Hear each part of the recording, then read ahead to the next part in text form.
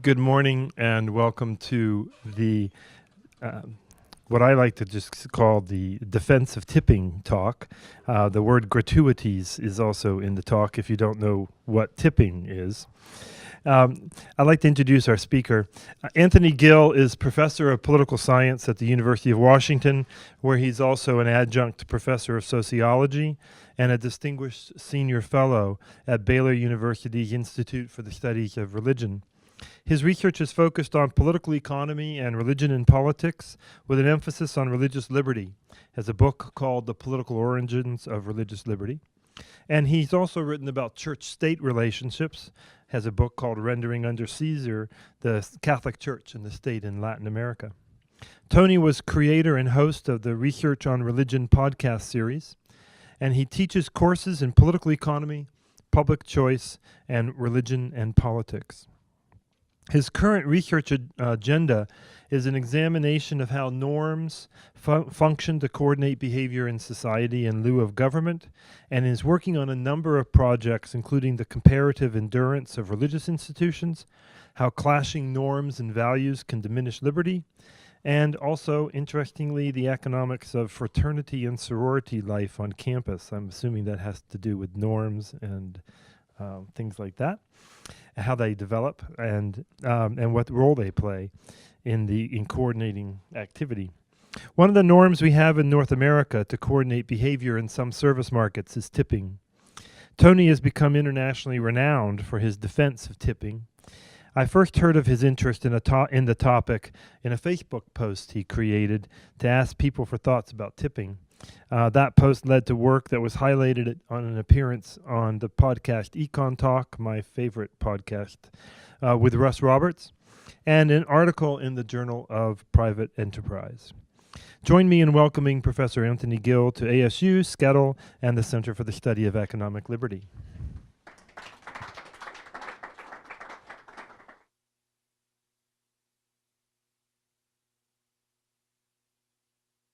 12 years or so getting to see some old friends and getting to make some new ones here.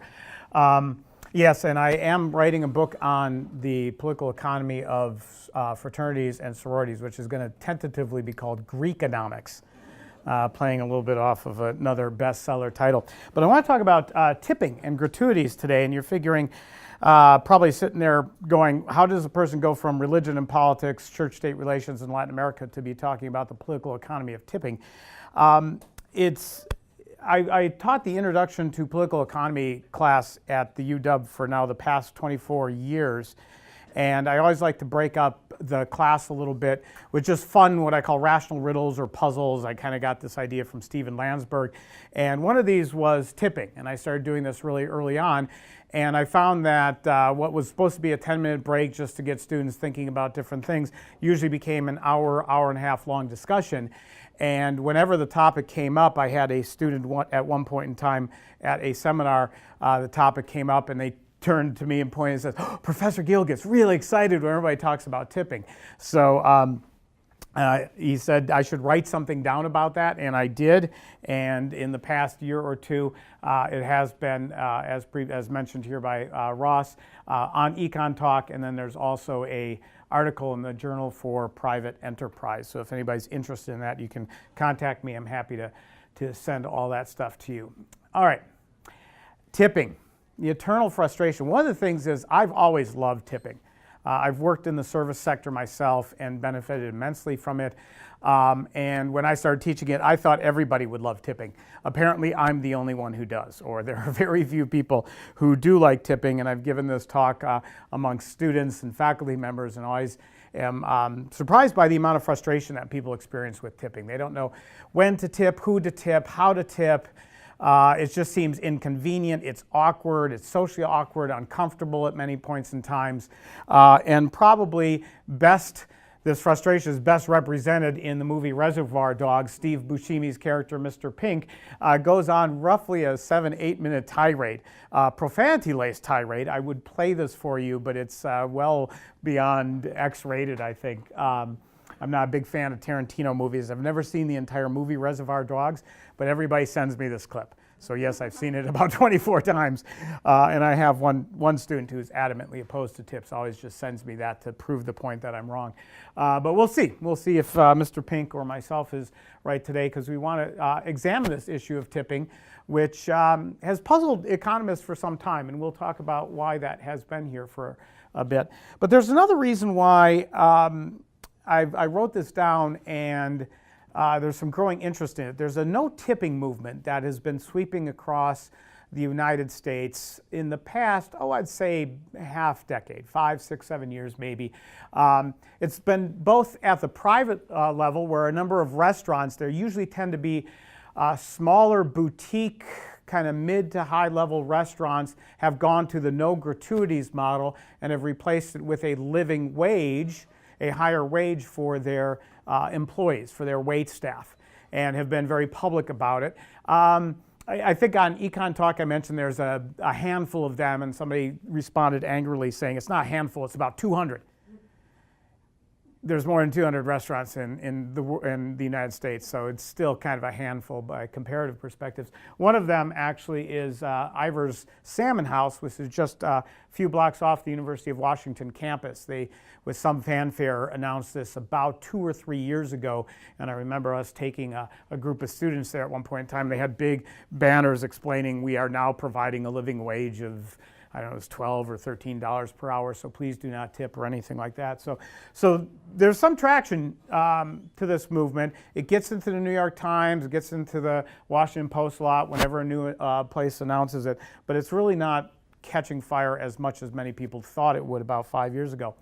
Another thing came up recently too, is that in Washington, D.C., a few months back, 2 months back, they actually voted on Initiative 77, which is not an anti-tipping initiative per se, but it's designed to actually raise the wages of wait staff in the Washington, D.C. area, to the point where many restaurateurs were saying that tipping would become untenable. If you have the labor cost added on and then have people still be expected to give a 20% tip, it's going to really increase the meal prices. So a lot of people are thinking that this initiative is going to press restaurants to stop the practice of tipping. We'll see. I don't think it's been implemented yet, probably at the beginning of the year, but it'll be an interesting natural experiment to follow and see what happens here. So a lot of people are thinking about this. I want to come to the defense of tipping here. Every good talk starts with a couple motivating questions, so I have 2 major motivating questions here. The first one of these is the movement toward a no gratuities and or living wage model of compensating your wait staff employees efficient or not. Right? So a lot of restaurants are going there. They're arguing this is good for business.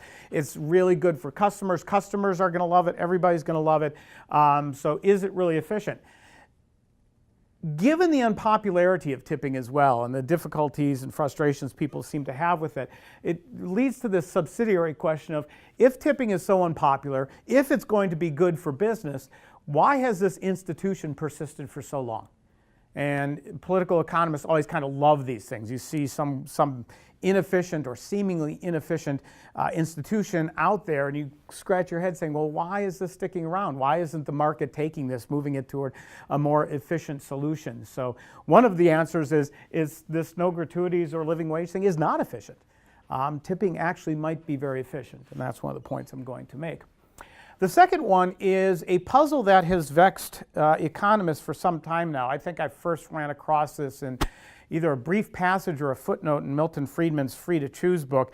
He just tossed out this idea of why do people leave tips at restaurants that they know they will never return to?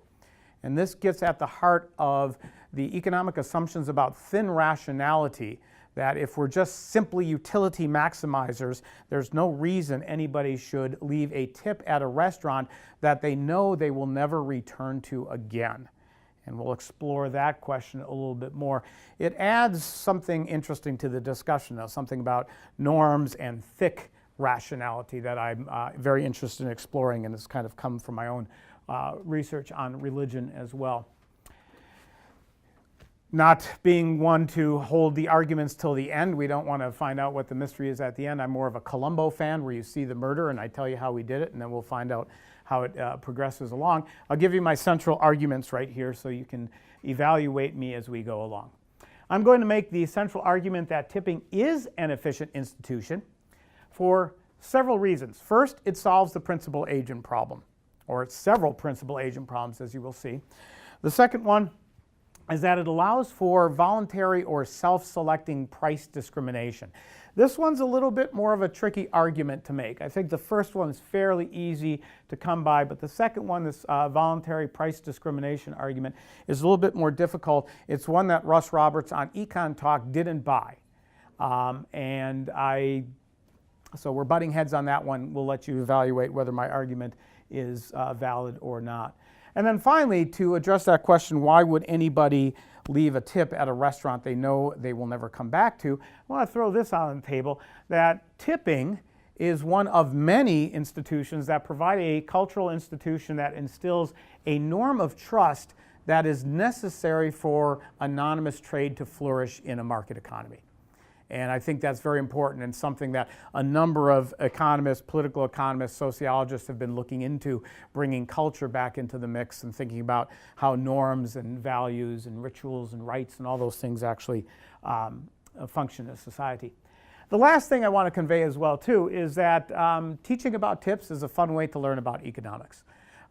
This is a lesson I've learned over the past 24 years doing this. For students, they always enjoy this, and they come back to me decades later, 15 years later, and say, I remember the tipping thing. And they'll tell me the lesson. They remember the lesson, and it's really kind of cool. So maybe somebody can, if you ever want to crib my notes for this, I'm happy to give them to you. All right, so let's go down those 3 points. The first one, principal agent problems. Principal agent problem, if you're not familiar with it, very simply, you have two individuals who don't have perfectly aligned interests. One of the people wants to get somebody else to do another thing and cannot monitor them entirely. So how do you incentivize that person to do the proper job that you want them to serve your interests? So a principal or an employer wants to get an employee to do a very good job. How do they incentivize them to actually do that? It's common here in the restaurant industry, right? A restaurateur wants to serve customers. They set up a business, a wonderful restaurant, want to make customers happy. They're probably very interested in doing that and serving others. And they want to provide good food, good service, a good experience overall. And here you have a single restaurateur, a chef, and she's interested in making the customer happy. And if she's the only one that's doing the cooking and the serving, well, she has a very strong incentive in and of herself to do a good job, to make sure that the customer, the diner, is going to be very happy, leave pleased with the meal and such. But unfortunately, one person running a restaurant is very difficult. You won't have that many customers. One person can only do so many things. There's a yield division of labor that allows you to serve other people more efficiently. And so you're going to have to hire some people. You're going to have to hire some cooks. You're going to have to hire some dishwashers, maybe an accountant or something. But another person, set of people you'll have to hire is the waitstaff. People who go out and take the orders of individuals, bring out the food, tend to the water glasses and things like this. Now, part of the dining experience is not only the quality of the food, but it's how you interact with others in the restaurant during that entire time, specifically the waitstaff. And so the restaurateur wants to make sure that the waitstaff is serving the customers in the most pleasant way possible. In a pleasant way possible according to the customer's preferences and desires, which are not always stated. And it's a very difficult job. So they want people to go there, be friendly, give a smile, even in the most difficult circumstances. I don't know how many of you have ever worked in a restaurant, but there's always those tables with the screaming kids or the cranky old people or the teenagers that come in after the prom and are really loud and noisy. Nobody wants to serve them. So how do you actually motivate that good service? And on top of this, so there's the principal agent problem at work here. If the restaurateur was actually constantly monitoring people on the floor, well, they would be wasting a lot of time. They have other things to do. They have to order new cases of wine, go over the payroll, that kind of stuff. So these people are on the floor, typically unmonitored. How are you going to make sure that they're always doing their best job to serve the customers in a pleasant way? There's another principal agent problem that goes on here between the customer and the waitstaff as well. The customers have a certain set of preferences about how they want to be served, and they're not uniform. A lot of my students say, well, waiting and waitressing, that's a low-skill job. It doesn't really entail very much. No, it's a tough job. You have to have really good people skills wherein you're understanding, oh, is that person in a rush? Do they need to get to the theater before the curtain goes up? Should I bring them their food faster, their bill right away? Or maybe that's a person who just wants to eat alone and not be bothered. Or maybe there's a couple that it looks like they're out on a date, and so they want to linger over food and not be disturbed for a while. Maybe there's some people that want to be chatted up about, oh, we're new in town, what's neat to do here? Other people want to be left alone. So there's a lot of different people skills here. And a customer will not necessarily overtly mention what their preferences are, but they'll oftentimes give these kind of cues, tapping on the table. It's like, they must want their food really quick, probably going to the theater. So they have to be able to pick up those cues. The other thing that the customer wants is that if they like the restaurant and the food is good, they also want to be remembered so that in future times service will be wonderful. I go to a tavern in my little hometown of Duval called the Duval Tavern, and I'm known as a pretty good tipper there. I will tip in excess of 30% often. And part of it is I love the people, but much of it is to get, to have people remember me and that when I come in next time, please serve me well. There's a special Tony pour of whiskey that actually occurs. And despite the fact that they don't take reservations, I can get a reserved seat at the bar at my favorite stool, which is really neat. In fact, one time I was on a business trip and I'm usually there for every Seahawks game, and I wasn't there, and I get this phone call, and I think it was right before I was giving a talk, or I was just getting off a flight or something like this. I said, Tony, where are you? I go, I'm traveling for business. Oh, we thought you were dead. We were going to come out and search for you. So tipping can actually sometimes save your life, right? If you fell down a cliff in a ravine and you need somebody to search for you. But yeah, and motivating future service. Please remember me. You've treated me well. I will treat you well. Vice versa. We'll go down the line. So tipping is a great way of solving this principal agent problem, because the servers know that at the end of the meal, after all is said and done with the service, they're going to be evaluated on whether or not they've done a good job, if they've picked up those cues or not. And if they've done a good job, they'll get a higher tip, maybe 20%, maybe a little bit higher. If they haven't done a good job, they're not likely to get very much of a tip. Now, most tipping is standard, usually in the 15 to 20% range, and so it seems almost kind of rote and automatic. But a lot of waitstaff do understand that there are certain customers that if they're displeased will leave 0 at the table. And that can waste a lot of your time serving them when you could have been giving more attention to somebody else. So you should give them the service that you want. And on the other hand, there are those tippers that really enjoy something and they'll tip 30%. So that is a way of tipping solves the principal agent problem here. There's another benefit as well. It sends signals to the waitstaff about their skills. So if you have 2 people who are waiters, waitresses, and at the end of the night or at the end of the week, they're adding up their tips and counting these, and one person's raking in $300, $400 a night, and another person's only getting 70 or 80, they look over this, well, I didn't get much tips tonight. Oh, maybe you got some cranky customers. But again, if that happens the next week, you're not getting as many tips as somebody else, and then the week thereafter and the week thereafter, that sends a signal to you. It's not probably your best occupation to be in at the moment. And a lot of these people will self-select out. Oh, I just can't make it with these tips. That other person's doing gangbusters, but I can't do very well with this, so I think I'll go find another job. And that's really good for the employer because they fire themselves. Firing employees is very difficult to do, and once you name a puppy, it's kind of hard to take it back to the kennel. But it's hard, and there's legal restrictions on firing employees as well. So if people who are not very good at this get the signals and self-select out, that's really good. And that's actually good for the industry as a whole. Because if you get a lot of servers who stick around who are not very good, people are going to say, what's happening in the restaurant industry? It's just service isn't what it was like many years ago. So tipping helps to serve all those things, and I argue that it's really a win-win-win scenario for everybody, for the restaurateur, for the customer who will get better service, and also for the employees who, if you can do a good job, I know waiters that actually rake in over $80,000 a year. Other people don't do as well, right? And they realize, I'm not a people person. I should probably go into economics or something. No, I love you, economists. I love you. No. All right. So you think about the principal agent problem. You think about who do we tip and when do we tip, right? And if you just move outside of the restaurant industry, you can kind of see that there's principal agent problems involved here. The bigger the principal agent problem in the service industry, the more likely you are to see tipping. So sit-down restaurants, we tip at. McDonald's, no. Fast food restaurants, this is a very simple transaction. I ordered a hamburger, turn around, get the hamburger, here it is. Okay, so there's not a lot of interaction. So we don't tip at McDonald's or Burger King or other places. If you go to Starbucks and you get a latte, and it's a special latte with a half twist this and a certain temperature and nutmeg and this, that, well, you're asking for customized service, you're more likely to lay down a tip. But if you just order black coffee like I do, you really don't tip. Maybe you drop a few coins into the bucket that's sitting there, but there's really not any significant tip that goes into that. Pizza delivery. I used to work for the pizza industrial complex. I was in Big Pizza for a while, and I can tell you, I knew who tipped and who didn't. And if you did not tip, your pizza kind of came damaged sometimes. All right?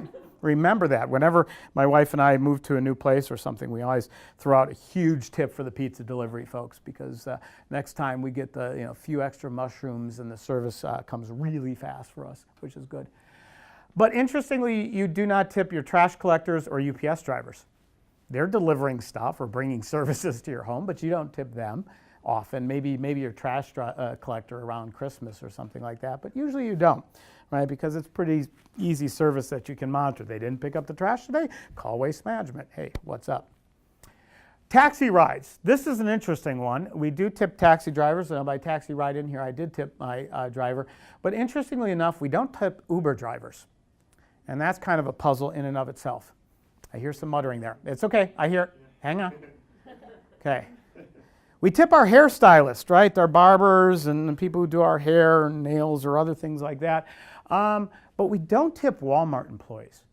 And when I ask students, why do we tip people in restaurants, they always go, well, because they don't make very much. We feel sorry for them. Well, people who work on the floor at Walmart don't make a whole lot either. But if they help you out saying, hey, where's the fishing gear? Oh, aisle 17. Do you throw them a buck or two? No, you don't.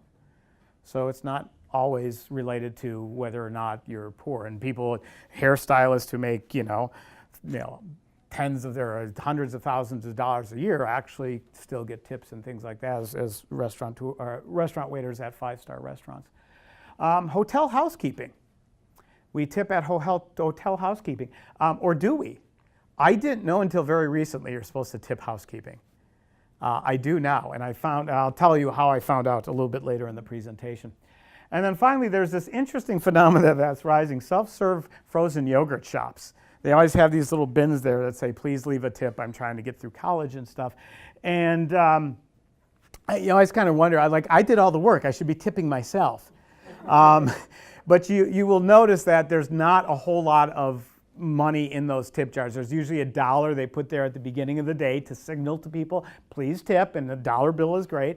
But mostly it's, it came to $3.87 for your yogurt, so I dropped the remaining 13 cents into the jar because the marginal cost of carrying too much change in my pocket is getting exceedingly high nowadays. Or they'll try these little tricks. They got little tip jars. Who's better? We have the University of Washington or Washington State when we play our Apple Cup here. It says, who's better, Mark Sanchez or Tim Tebow as quarterbacks? There's no money in either of those, just by the way, for that kind of thing. So again, you look through this and you do a litany of, where do we tip and where do we don't. And you see the principal agent problem tends to be a little bit more exacerbated in places we do tip than where we do not tip. Now, I mentioned Uber up here, and some people were like, well, Uber tips. I know. Because about a year ago, April 24th, 2017, I was asked to write an editorial for Forbes, and I said Uber would be wise to let passengers tip. So that was, again, right there, April 24th, 2017. And almost exactly 1 month later, on June 23rd, 2017, Uber allows riders to tip drivers via app matching Lyft.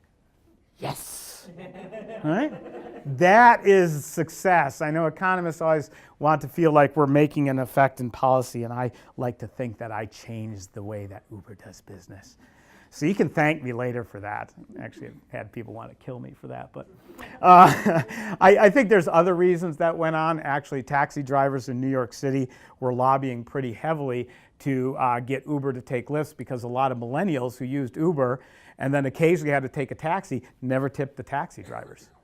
And so there's this like, whoa, the taxi cab union, I think it was New York, maybe Philadelphia, came out very strongly, said, we want them to accept tips because the norm is changing, and the norm is changing in a way that directly hurts us, especially the folks who are dealing with these very expensive medallions that we have to hold on. So interesting story to be told there. All right, that's the principal agent problem. I think that's the easier explanation for why tipping is fairly efficient and why it persists. This one is a little bit more trickier. What I call voluntary or self-selecting price discrimination, and I use this as well to give students a lesson in gains from trade as well. This picture up here has a huge hazard for a restaurateur in it. It's not the fact that the waitress actually has her thumb in the omelet, which is, if you zoom in, you actually do see that, but it's these things: empty seats. Empty seats are devastating for a restaurant, in part because if you're leasing out a building, or you have a large building, you're paying property taxes on it, empty seats represent a deadweight loss. You don't want that. If you have lots and lots of empty seats, you're not making the revenue that you could be. You might go out of business. On top of that, you do have to hire some staff that is going to be on call at 2 o'clock on a Tuesday afternoon in case a number of people come in and want to be served. And if nobody ever comes in, you're paying those people, you're paying the dishwashers, the chefs, the staff, the wait staff, and they're not doing anything. You could maybe find other things, go trim some weeds outside or something like that, but you would rather have people coming into your restaurant and filling those seats as much as possible, and a good restaurateur will actually have a good plan for managing the throughput for those restaurants as well. So how can tipping actually affect this? Here's the lessons with gains from trade that go on here. Here we have a restaurant owner, and we have a number of different customers here, and on the bottom line we just have a line of money. There's some kind of value denomination going from 0 to lots of money on the other side there. And each of these customers, when they go out to a restaurant, has something that we call a reserve buy price. This is the highest price that you will consider buying that thing at, that good, that service, the bundle of goods or something, and you won't go above that.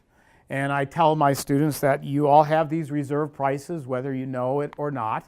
Would you spend $1 million for a restaurant meal? No. Would you spend $2? Oh yeah. Well, somewhere in between there is going to be your reserve buy price. And we kind of have a sense of where that is, like, ooh, that restaurant's a little expensive. I'm not going to go out there.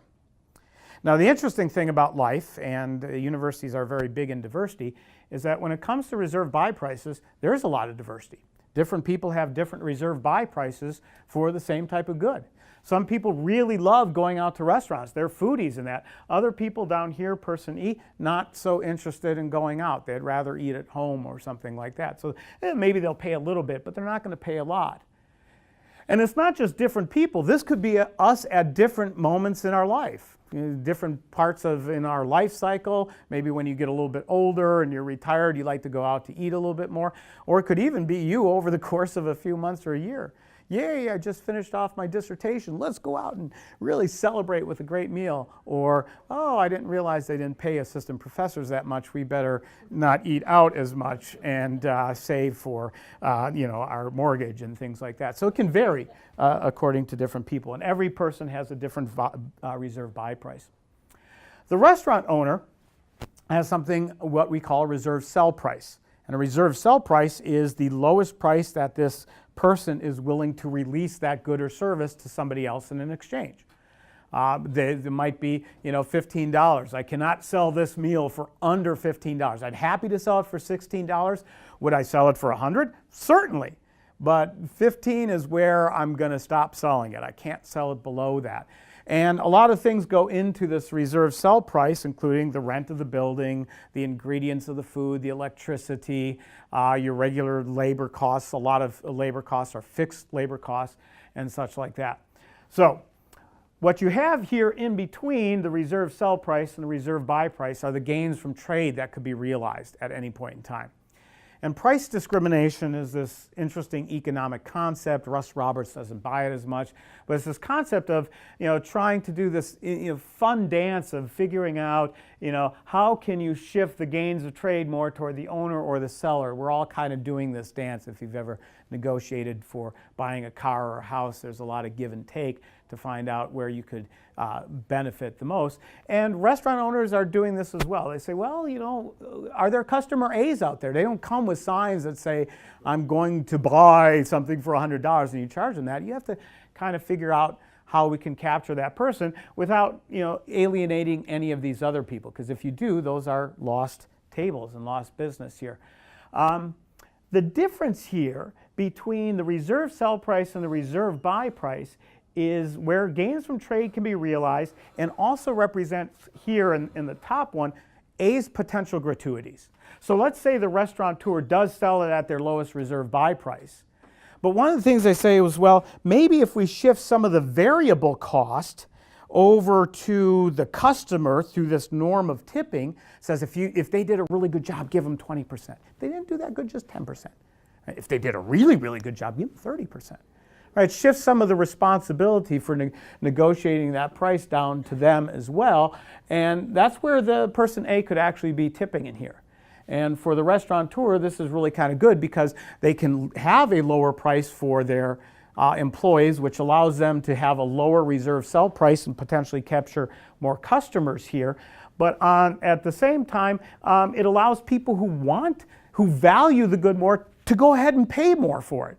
It's really kind of beautiful. We all pay a different price for the meal that we have based upon how we tip and how we felt that the service was. Now, there might be other ways to do this with food. A few other places have tried this before, but combined with the principal agent problem, it makes a lot of sense that you push this off on basically to your wait staff in terms of that, who can customize the service a little bit more to the individual preferences that are up here. I like to call this the tipping zone, the point between the reserve sell price or the actual price that's listed on the menu for the specific meal and the reserve buy price of the customer, as where the customer can freely decide how much they're going to leave on the table. At a minimum, they have to leave this reserve sell price or the menu price that is listed, but if they want, they can give 10, 15, 20% more in addition to that. What happens, though, if we move to a no gratuities model and move to a living wage model? So what we do is we take the variable cost of the servers or the variable compensation to the servers off the table. The customers, you're no longer responsible for that. And many people go, oh, that's so good. I hate figuring out how much to tip. It's so difficult. And they basically just price it into the menu. And so now it's going to become a fixed cost, and the price of the meal is actually going to now have to rise because that variable cost now becomes a fixed cost. Now, I don't know if it's going to double the price or something. I have this little caveat here. This is for only illustrative purposes. But even a small jump in the price of a good can actually affect whether people come out or not based upon their reserve buy prices. I know students say, well, come on, Professor Gill, it's only going to be a couple dollars more for the meal, and you're going to do very well by that waiter or waitress. That'd be really good. I go, that's true, but it's surprising how sensitive we can be to that couple dollars. There was a restaurant in Duval, Ixtapa, that we loved, and we used to go there all the time. It was really reasonably priced. They treated us well. They treated our son well. Really loved it, but about 10 years ago, they raised their prices pretty steeply, about 15% over the course of a couple of months. And we just noticed that we stopped going there. And I said, man, we haven't been to Ixtapa in quite a while. I go, yeah, I know, their prices were just higher. It wasn't because they went to no tipping. They just raised the prices. I don't know why. And it's just very subtle how that happens. Seattle's learning this because we recently put in a soda tax or a sugar tax. And one of our journalist said, oh, this tax is not going to really affect anybody. It's not that big a deal. It's only a couple cents more per can of soda. Come on, Seattle, suck it up. And actually went out and started looking at people's behavior and found out that people were driving an additional 3-4 blocks to get out of the city limits in order to get their soda. And I even had a graduate student who said, come on, Professor Gill, you're whining about this tax, but it really has no impact. And then sat down and did a calculation on how much soda they drank, where the price it is, and they realized it was easier for them to drive 10 miles to go shopping in Shoreline outside of the city limits than to actually buy it. So we're sensitive to this stuff, more sensitive than you think you are. And what happens is if you raise this reserve sell price in a non-gratuity model, the first thing that could happen is customer D is priced out of the market. Okay? Now, the big question is how many customer Ds are out there relative to customer A, B, and C? It's hard to know, right? Just on an average basis, but even on a day-to-day basis, it's very difficult to know who these customers are. They don't wear signs, and so restaurateurs and other businesses are very sensitive to this. If you just raise prices a bit, you don't know if you are going to price anybody out. If there's a lot of your customer base here, you're going to have a lot of empty tables, a lot of deadweight loss, possibly go out of business. So that becomes very difficult here. Now, on the other hand, the argument is made, yes, but a higher fixed wage, a living wage for the employee is actually a good thing. Right? They're making more money and it's stable. They'll know that if they come in on a Monday or a Tuesday or a Wednesday, they're always going to get that $15 an hour, so that's really good. So there's a wage gain to the staff, and that's a benefit. It certainly is a benefit, and some employees kind of like that stability of knowing that they're going to get that. But on the other hand, there's a little bit of a trade-off here. If a lot of your customers are customer A or customer B, that wait staff could actually be losing money when you do that. Oh, we're going to give you $15 an hour up from your typical $6.50 or $7 an hour. Well, that's great, but we're not accepting tips. And you're like, whoa, wait a minute. There's some nights that I pull in $30, $40 an hour just based on tips. Right? Yes, those are usually Thursday, Friday, and Saturday. Monday and Tuesday, there aren't that many people in, so I don't do a lot of volume, and it's usually the cheaper people come that night, so it's a problem. But also imagine what happens here with the wait staff, right? They realize that they get the same wage on a Monday as they get on a busy Saturday night. Are you going to want to be staffing the restaurant on a Saturday when it's busy and hectic and it's hard, or on a Monday when you don't have to do a whole lot? I can tell you one of the unintended consequences of this no gratuity model is that you're going to have your employees fighting over shifts and wanting to take the shifts that have less customers rather than the other ones in that kind of case. Plus, you could lose a lot of money. Right? I know I talk to a lot of bartenders and waiters and waitresses, and they say, yeah, it'd be nice having $15 an hour, but if you get rid of tips, and actually this was an argument made in Washington, D.C. by a number of waiters and waitresses. They said, Thursday, Friday, Saturday night, we go gangbusters. We make a ton of money. Yes, we don't make very much money on Monday. We fill in those shifts sometimes just to pick up a little bit of extra cash. But if you take that away, you're actually going to reduce our total compensation, and that's not cool. Right? I know people that just work, who are waiters and waitresses, work Thursday, Friday, and Saturday, haul in a lot, and then just take 4-day weekends. Right? They really enjoy that. A good friend of mine at the Duval Tavern does that. Here's the other thing that surprises a lot of people. Think about who benefits this in terms of this. It's really the upscale customers here that benefit the most from a no gratuities model. Because now, the person who is like, oh, I was going to drop 20 or 30% additional onto that meal, no, they just raised the price by 10%. Oh, great, I get to capture more of those gains from trade. It's the people who are not as big a tippers or who potentially get priced out here actually pay the price for this. And yes, it's nice that maybe the employee gets a little bit more money, but there's a flip side to that. There are individuals who, maybe are not very wealthy, but would like to have a night out to celebrate with friends, not have to cook or just to let their hair down a little bit.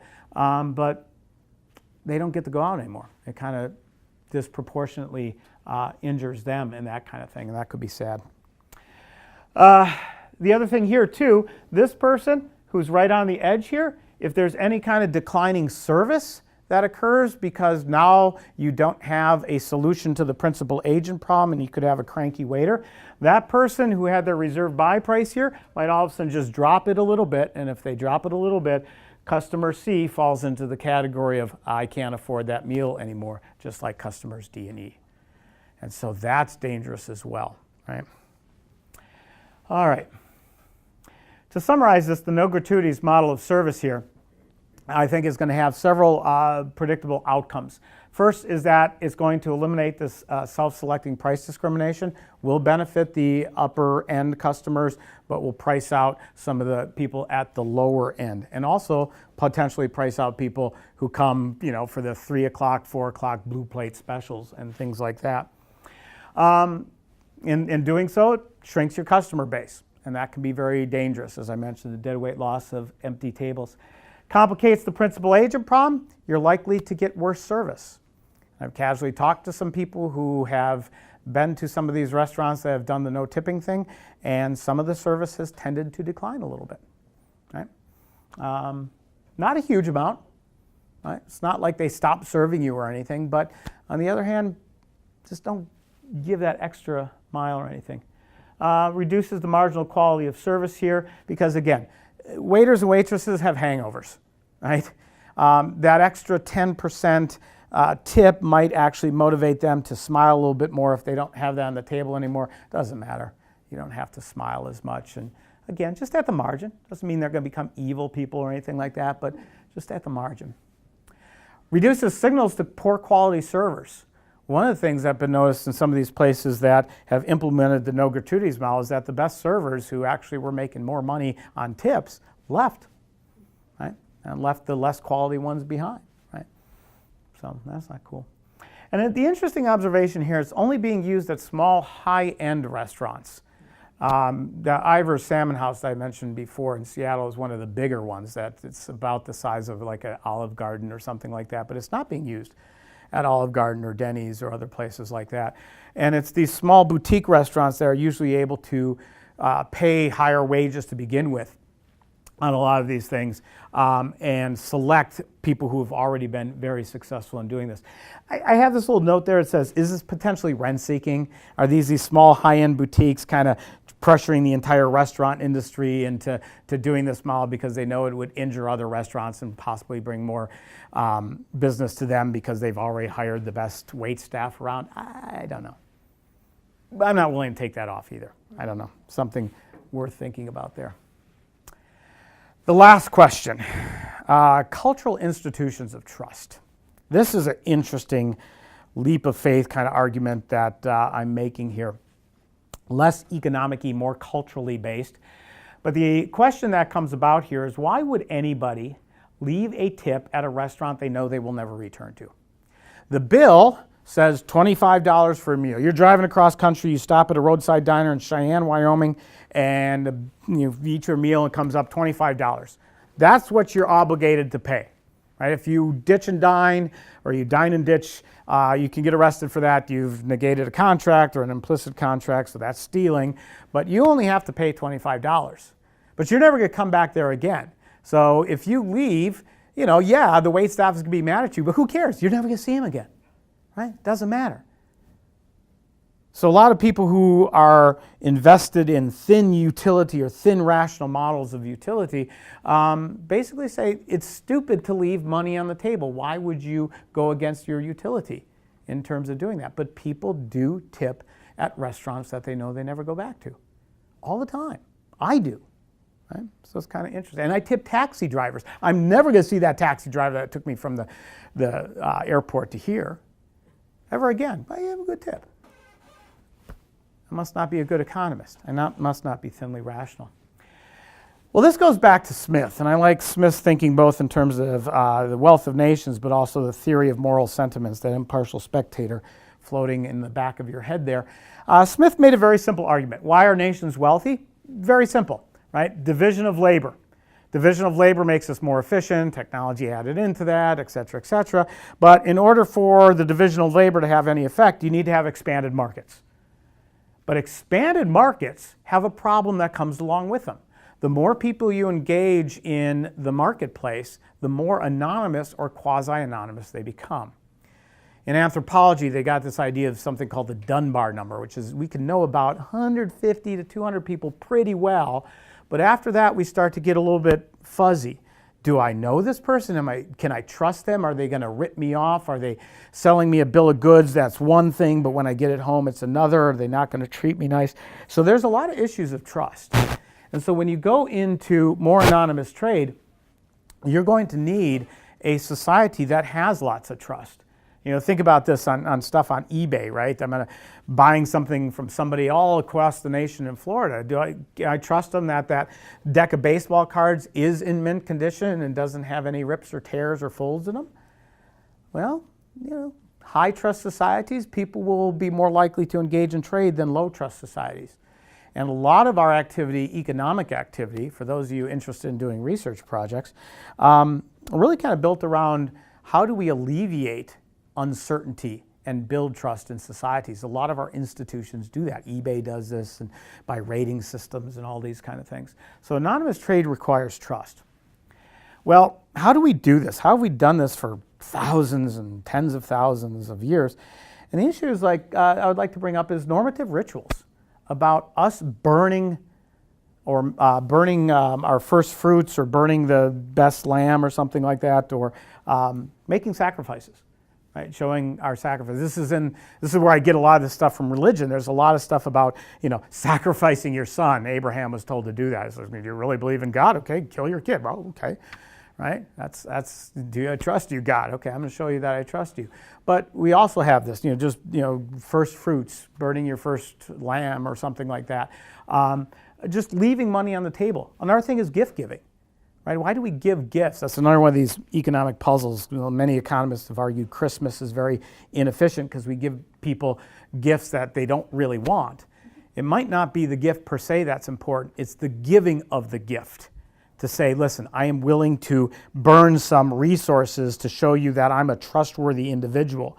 Because when it comes down to it, you need me at some point in time, and I need to instill in you the idea that I will be there. I will make sacrifices for you so that you can trust me and you'll want to interact with me. I learned this by dating. Right? If you go on a date, your first date, and is this person potential spouse material, and you go on a date and you don't tip very well, and if you pull out a coupon for the meal, you're not going to go on a second date. True story. Right? You need to tip pretty well, right? To say, listen, I'm in here for the long. I'm going to burn resources. I don't have to, but I want to show myself as a generous person willing to make some sacrifices in order to have that. Now, tipping is only one way of doing this. There could be many, many other things. As I said, gift giving. So not all cultures actually engage in the cultural institution of gratuities or giving gratuities. Japan doesn't. But there's a lot of this little gift giving that goes on. I learned from my Japanese students that say, oh, we don't tip. That's an odd thing, but we give gifts all the time. I'm like, well, that's kind of like tipping, which is kind of interesting. So, oh, yeah. So again, it's difficult to figure out why any of these institutions arise, but they actually have an important functional operation in economies. And I just found this out a few weeks ago. I was reading another book in Hobbes's Leviathan, the fourth law of nature. He says that nature is solitary, nasty, Brutus, and short. We're all going to end up killing ourselves. Well, Hobbes went on to make the observation we didn't all kill ourselves. Somehow in that state of nature, we were able to survive. And he goes through a list of, I guess it's, I forgot if it was 7 or 12 different laws of nature. And the fourth one here is really telling. He says that a man which receiveth benefit from one another of mere grace, just of leaving money on the table at a restaurant you never know you'll go back to, endeavor that he which giveth it has no reasonable cause to repent him of his goodwill. For no man giveth but with the intention of good to himself. That's the thin utility assumption there. That's Homo economicus 101. Because gift is voluntary. And of all voluntary acts, the object is to every man to his own good. Now, what is his own good? His own good is actually living in a society where everybody trusts one another, and this is where he goes on, of which if men see they shall be frustrated, there will be no beginning of benevolence or trust, nor consequently of mutual help, not of one man, reconciliation of one man to another, and therefore they are to remain still in the condition of war. We do it because we don't want to go to war. We want to tell other people, listen, I'm friendly. I'm a good person. My mom told me to, show myself always as a good person, even when it doesn't necessarily benefit me. And if everybody does that in a society, trust builds, benevolence builds, mutual help. People actually stopping alongside the road to help you fix your tire actually occurs. And that stuff is really what greases the wheels of a market economy, I would argue. Hobbes would have been a good tipper, I would argue. How do such norms originate and change? Very difficult to tell. As far as tipping goes, the best we can discern is that it came about in the 16th century in England. Really difficult to tell because it's kind of subconscious how these things actually develop. But there's attempts to change these things. I mentioned before I never knew that housekeeping was supposed to be tipped at hotels until I went to a Marriott a couple years ago and they left an envelope saying, your server was, Ted or something like that, or your housekeeper was Ted. And I said, oh, and they left an envelope. And I said, oh, he maybe wants me to be a pen pal. Great. Oh, no, it's for, oh yeah, I should tip.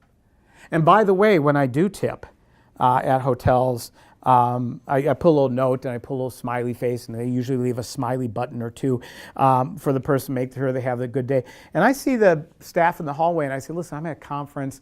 I got to prepare a presentation. Could you come early? Because I want to be in my room at 2 o'clock. They come early and they leave me little extra bottles of shampoo. I love that. Anyways. So that's a big question. How do they change or operate? I think a lot of this is in theory of moral sentiments. Right? The theory of moral sentiments has a lot of the golden rule built into it. How would you want to treat other people as you would like to be treated? And you have this impartial spectator looking at your behavior with somebody else, and you're thinking about that impartial spectator thinking at you. I got to be good to other people if I want other people to be good to me, and if society as a whole needs to be good to one another. So I think we could leverage a lot of the theory of moral sentiments, which is getting a lot more attraction nowadays. And on top of this, I've been struck in this by James Buchanan, Nobel laureate, is one of my favorite public choice theorists. In Limits of Liberty, he talked about this, he uses this phrase, ordered anarchy. She says this beautifully. He says, anarchy, you don't have that coercive state telling you have to do this, and if you don't do it, we're going to find you out, we're going to monitor, we're going to coerce you into doing it. He says, no, there's a lot of anarchy, but we find ways of managing this, of creating order, coordinating our behavior, acting in unison with one another via these very soft cultural institutions that have a lot more flexibility than these hard, fast public policy rules where you get thrown into prison or fined if you don't. And he emphasized the importance of etiquette, but he just kind of left it on the side. And he says, what might happen is that if our norms of etiquette manners, including tipping, start to disappear, and we rely upon hard, fast rules, legislated minimum wages and things like that, we're going to start to lose some of our freedom and the flexibility in dealing with one another. I find norms and cultural institutions a way of basically bringing order to society, but ones that can adjust to local conditions and local knowledge all the time. So I find them to be very beautiful. The last thing I want to talk about is teaching tips, right? I've been doing this for 24 years and teaching this kind of thing, and one thing I found out that students always like to talk about the issues of the day, right? But if you talk about something like minimum wage, there's a lot of emotion invested in that. They have their party identifier and they get their heels dug in and say, no, I don't like minimum wage because you're exploiting me, blah, blah. It's hard to talk to people on these highly salient issues. But if you talk to them about something that they kind of frequently know and they can have some fun with and laugh about and express their different ideas in a kind of a harmless way, you can actually show them the same principles that work there work in other places. So usually what I do then is show them, this chart right here is nothing more about the minimum wage increasing. So now what do you think about the minimum wage? And you're like, I see it differently now. And so one of my favorite teaching techniques is always to talk about something in somebody's daily life, show them the principles that operate, and then sweep it over to something of high salience, as if daily life is not highly salient. It is. But these huge public policy issues, and it does actually affect the way students think about it, plus it gives them something that they can remember. With that said, One last thing. I didn't know I had this slide in here. I've given this to libertarian clubs. Try not to be a libertarian jackass. This is always good advice. Just don't be a jackass in general. But in Seattle, we're going up to the $15 minimum wage kind of thing. And some of the, this was one of my students at one of these cards, says, here's why I don't tip in Seattle. Economics 101.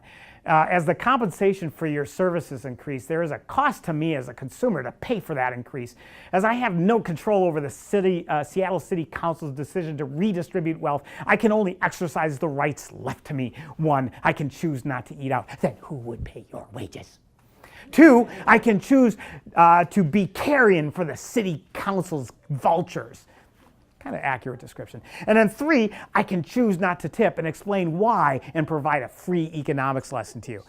That person comes back to that restaurant, they will have saliva in their food next time, guaranteed.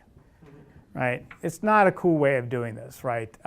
Where we do want to teach lessons like this, it's also to respect other people and to kind of understand that the importance of trust and communal togetherness in a society is actually pretty important. So with that said, and with the little time we have remaining, and sorry for going a little long, if there's any questions, comments, or any gratuities, please feel free to ask them. I have a microphone. And that's our puppy dog, by the way. I always put that there because if anybody has a really difficult question, it'd be like kicking a puppy dog. So, and if you do have any interesting tip jars, please send them to me, tgill@uw.edu. I'm collecting tip jar pictures. It's kind of fun. Have there been any studies on the effectiveness of tipping? Yeah, there have been. There's, but very limited range of these things. They've occurred within schools of hospitality.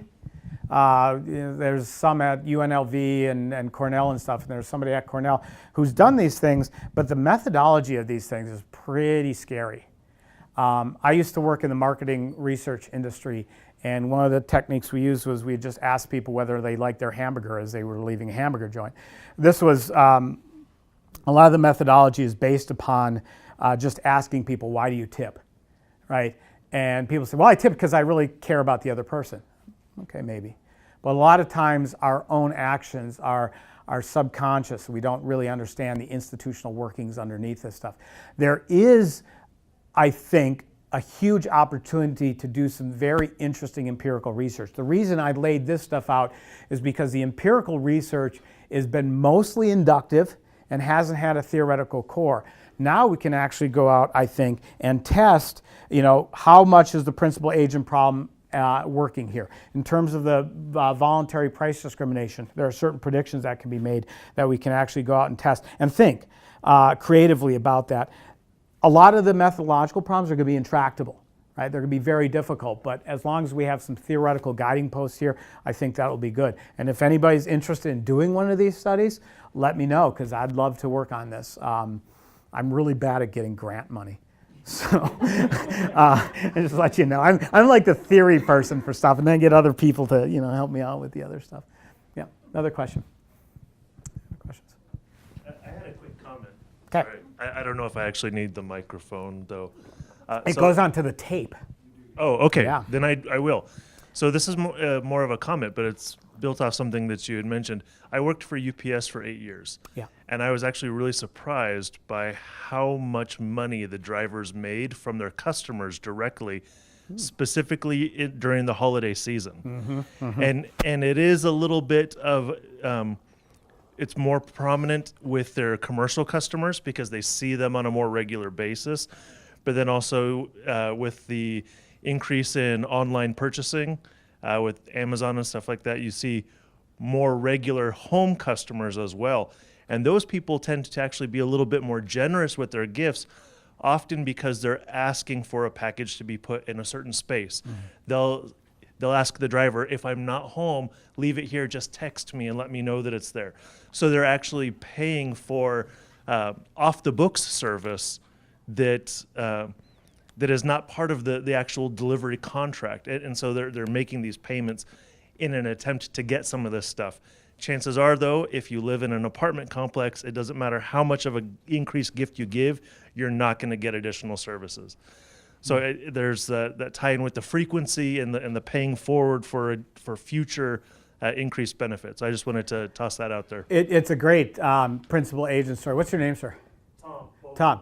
So Tom, yeah, have you tipped your UPS driver? To be honest with you, I occasionally do. But I live way out in the countryside. I get lonely sometimes, and so I just order packages from Amazon so I can have somebody come out and visit me. I said, oh, thanks for coming out. But no, around certain times, right? We want certain things delivered at a certain time, and also, I actually have a relationship with, actually it's the FedEx driver, and I say, hey, it's really cool. I walk my dog in this neighborhood a lot, make sure that you're not driving through really fast.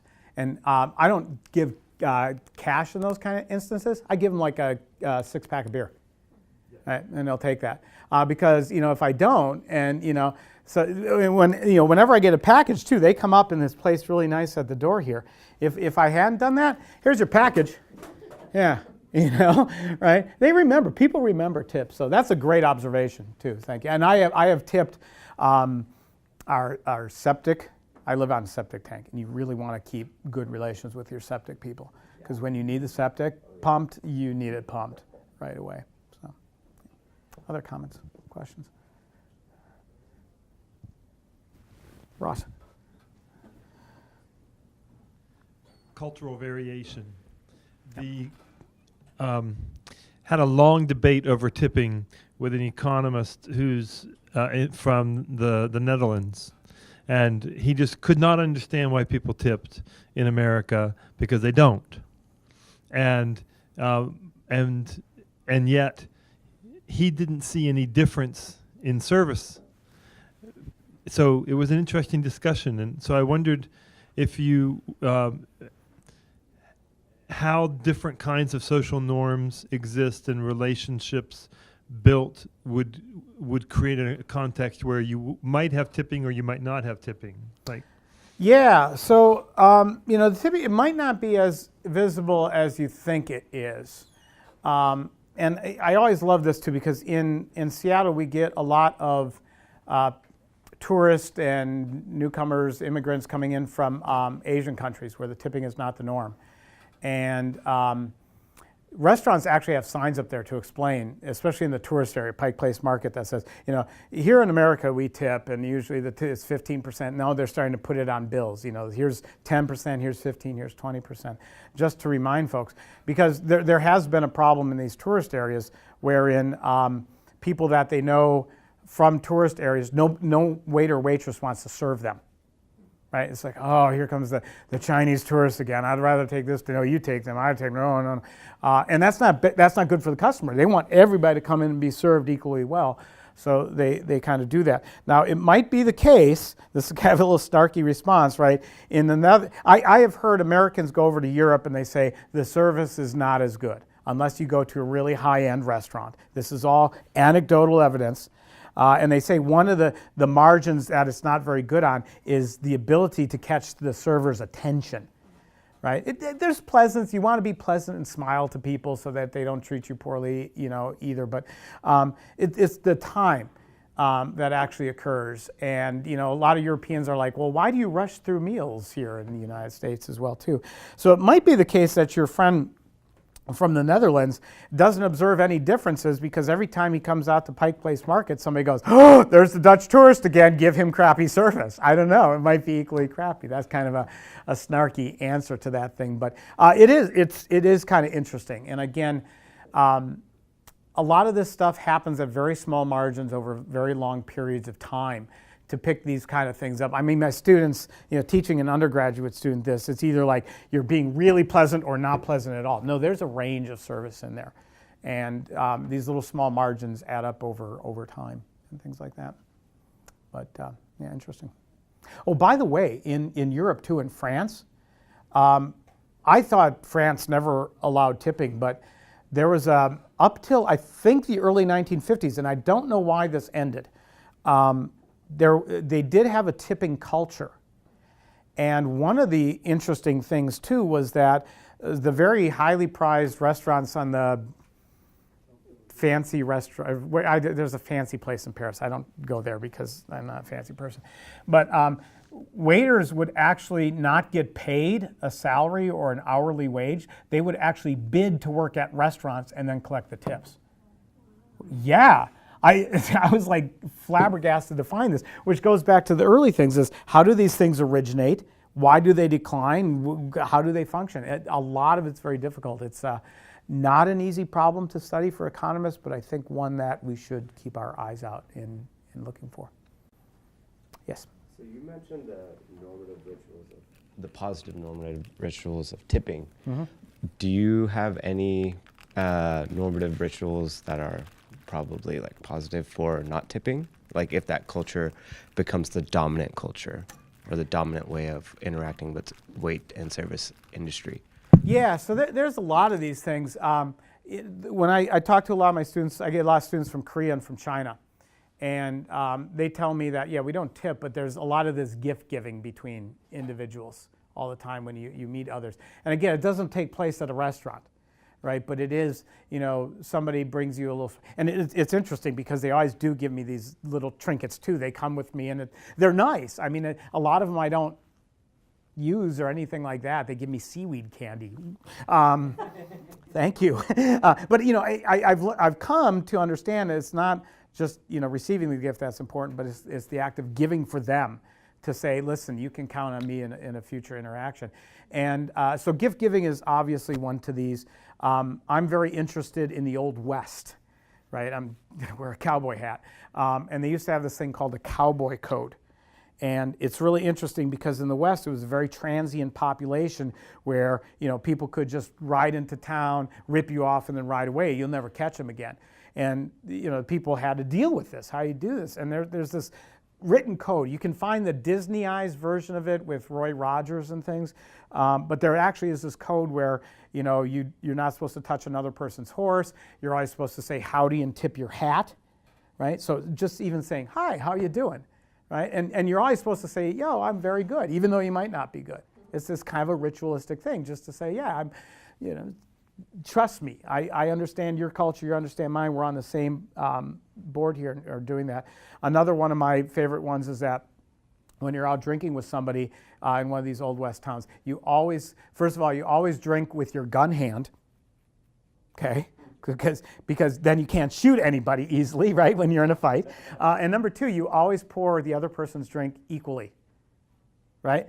And this is something I tell people at fraternities and sororities too. It's like if somebody's pouring you more alcohol than they're taking in, they're trying to take advantage of you, right? So, the equal of that. So these are little things. And I get my students and graduate students to actually go and look for these little things. I'm actually teaching a course in the economics of culture, and it's really neat because we have 5 students from 5 different countries. It's going to be fun to kind of figure out what are these little things that help us coordinate. Why do we do these things? We never think about it very much, but we do. Why do we provide?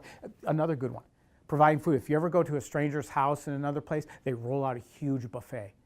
And I've lived in this modest family's house in Chile for a while, and the first meal was was this huge buffet. I'm like, you can't afford this. And what they're doing, and this is common throughout the world, is that food is common to all of us, and I'm willing to sacrifice my, just this bounty and throw away food to tell you that, a month from now, a year from now, if you ever need me, I can be trusted, right, and that kind of thing.